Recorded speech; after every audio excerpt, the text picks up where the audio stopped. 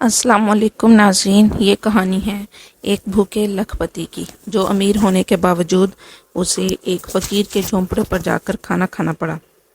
Watson نامی ایک لکھپتی سوداگر ایک دن صبح کے وقت کہیں جانے کو تیار تھا۔ نوکر ناشتے کی میز لگائے منتظر کھڑے تھے کہ اتنے میں ایک بھوکے بوڑھے نے آ کر سوال کیا، سوداگر صاحب میں 3 دن سے بھوکا ہوں، کچھ کھانا ہو تو خدا کی راہ میں دلوا دو تاکہ میں بھی پیٹ بھر کے دوزخ کو بھر لوں۔ واٹسن نے نہایت کراہت سے کہا، احمق بوڑھے، یہ نہ بنائی کی دکان نہیں۔ بوڑھے نے کہا، کچھ پیسے ہی دے دیجئے تاکہ میں بازار سے روٹی خرید لوں۔ واٹسن بولا، بس اب تقریر بازی ختم کر اور فوراً یہاں سے دفع ہو جا، ورنہ ابھی کتا مزاج پرسی کرے گا۔ غریب خاموش ہو کر نہایت بے دلی سے چلا گیا، لیکن واٹسن جو ہی میز پر بیٹھا اسے معلوم ہوا کہ کسی بے احتیاطی کی وجہ سے چائے، مکھن اور میوے کو مٹی کا تیل لگ گیا ہے اور سب چیزوں سے تیل کی بو آ رہی ہے۔ یہ کام کی جلدی میں فوراً اٹھ کھڑا ہوا اور نوکر کو 1 بجے کھانا لانے کی تاکید کر کے چلا گیا، لیکن 3 بج گئے اور نوکر نہ آیا۔ واٹسن بھوک سے بے تاب ہو رہا تھا کہ اس کے ایک معزز دوست نے کہا، آپ کا نوکر 1 بجے کھانا لے کر آ رہا تھا، اتفاقاً میری موٹر سے ٹکر لگ گئی، کھانا تو برتنوں سمیت گرا ہی تھا۔ افسوس نوکر کو بھی سخت چوٹ آئی، جسے اب میں شفاخانے پہنچا کر اپنے سامنے مرہم پٹی کروا کے آیا ہوں۔ ڈاکٹر صاحب کہنے لگے، نوکر چند روز میں اچھا ہو جائے گا، مگر میں اسے سوء اتفاق کے لیے معافی مانگتا ہوں۔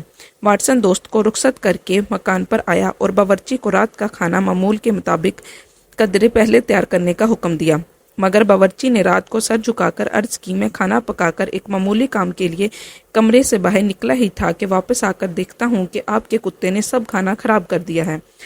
صاحب سخت جھنجھلاتے ہوئے، مگر اب کیا ہو سکتا تھا، پھل جو منگائے تھے وہ بھی بدبو مار گئے تھے۔ دوسرے دن صبح اٹھ کر چائے تیار ہوئی تو اس کی بھی وہی حالت پائی اور 1 بجے کا کھانا بھی کسی وجہ سے یوں ہی برباد ہو گیا۔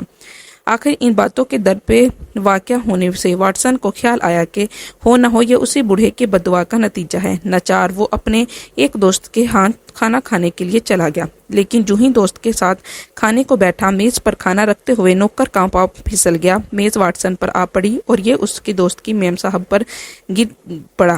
اس کے گرنے سے انہیں بہت چوٹ آئی اور کھانا بھی سب کا سب تہبلا ہو گیا۔ ناچارہ واٹسن شرمندہ ہو کر یہ کہتا ہوا اٹھ آیا کہ میں اپنی بدنصیبی میں تمہیں ناحق شریک کرنا نہیں چاہتا۔ اب یہ دوسری رات تھی جو اسے فاقے سے بسر کرنی پڑی۔ تیسری صبح بھوک کے مارے اس کی حالت سخت ابتر ہو رہی تھی اور یہ حیران بیٹھا سوچ رہا تھا کہ کیا کروں اور کیا نہ کروں کہ اتنے میں اتفاقاً پھر اسی بوڑھے فقیر کا ادھر سے گزر ہوا۔ واٹسن نے دیکھتے ہی اسے آواز دے کر اسے پاس بلایا اور اپنا سب حال کہہ سنایا۔ اس نے کہا، صاحب بے شک تمہاری بے رخی دیکھ کر میں نے ہی پرسوں خدا سے دعا مانگی تھی کہ الہی تیرا یہ دولت مند بندہ اس فاقے کی مصیبت کو بالکل نہیں جانتا جو تیرے بھوکے بندوں پر گزرتی ہے۔ اس کے بعد مجھے تو فوراً ایک جگہ سے کچھ رقم مل گئی، مگر ادھر خدا نے تجھے بھی اس بے پرواہی کا مزہ چکھا دیا۔ خیر اب تم میرے ساتھ چلو اور ساتھ کھانا کھاؤ، شاید خدا تمہارا قصور معاف فرما دے۔ بوڑھے کی بات سنتے ہی لکھپتی بھوکا فوراً ساتھ ہو لیا اور اس کی پرانی فقیرانہ جھونپڑی میں جا کر خوب پیٹ بھر کر بسکٹ کھائے اور چائے پینے کے بعد عہد کر لیا کہ آئندہ میں کسی فقیر کا سوال رد نہ کروں گا۔ تو ناظرین، ہمیں بھی کسی فقیر کا سوال رد نہیں کرنا چاہیے، کیونکہ جو بھی فقیر ہمارے پاس آتا ہے اللہ تعالیٰ کا بھیجا ہوا بندہ ہوتا ہے، اس لیے ہمیں جتنی ہو سکے اس کی مدد کرنی چاہیے۔